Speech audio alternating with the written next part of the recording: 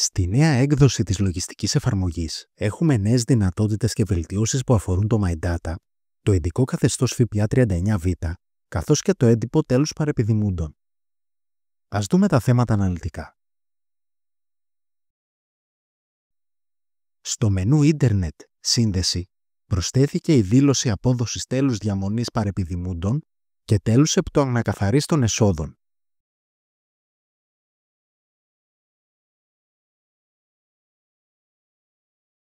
Για τις περιπτώσεις που έχουν αντληθεί παραστατικά λιανικής με λάθος συναλλασσόμενο, υπάρχει δυνατότητα αλλαγής και απευθείας ενημέρωσης.